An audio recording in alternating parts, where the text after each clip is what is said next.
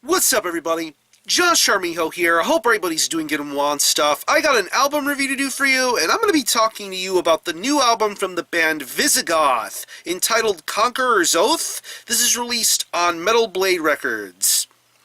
Now, if you're not too familiar with this band, they are based out of Salt Lake City, Utah, and the best way to describe the sound of this band would be a very traditional, cinematic, fantasy-driven hybrid of both heavy metal and power metal. Yeah. My first introduction to this band was their 2015 debut full-length entitled The Revenant King. And from my experiences listening to that album, I can honestly say that that was quite an entertaining and catchy entry into an already resurging style of traditional sounding heavy metal.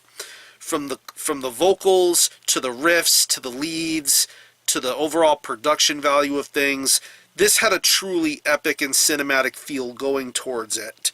And it only made me curious to know more about what was behind a project like Visigoth. And of course, prior to that album, they put out a demo and an EP, Vengeance and Final Spell, respectively. And you could see with the two earlier Visigoth releases, you could tell what type of a project this band was and how much good things it would soon have going for it. Not to mention the vocalist of this band has a black metal project of his own, Galliantry. When I found out that he was involved in that project, that really surprised me, because I figured if he would dabble in that sort of style of black metal, he would bring that sort of entertaining catchiness to traditional heavy metal and power metal with Visigoth. And now, all these years later, we have the second full-length from Visigoth entitled Conqueror's Oath.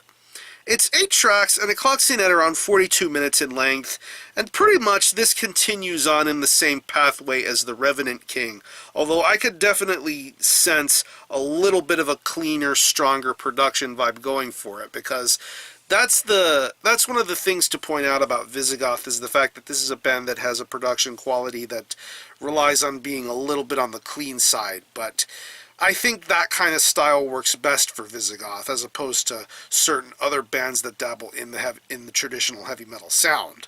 But production stuff aside, I think that this is a much more entertaining, much more stronger, and a lot more fun of an album to listen to than The Revenant King.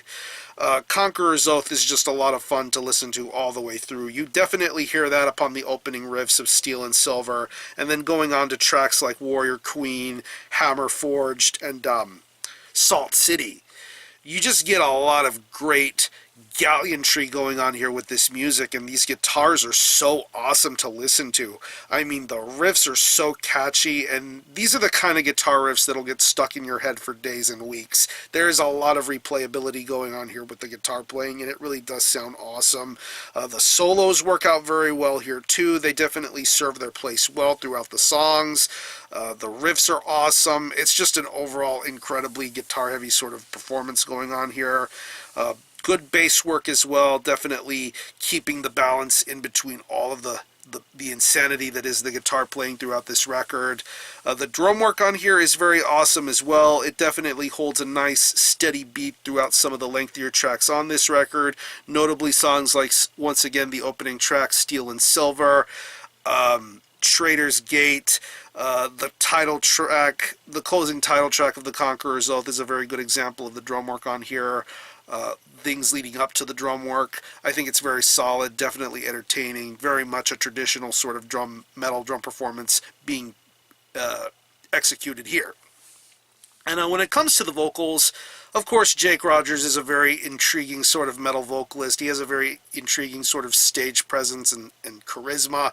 And here on The Conqueror's Oath, he shows what type of ideas he brings to his vocal performance, and it's really awesome to hear him belt out the songs that he does, the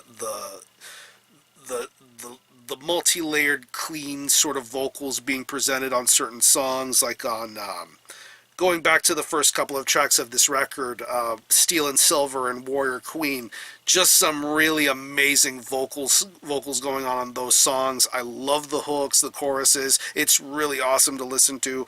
And going on to later tracks like Salt City and Blades in the Night, just some really top quality vocal work going on here. I love his singing voice. I love his presence. I love his storytelling.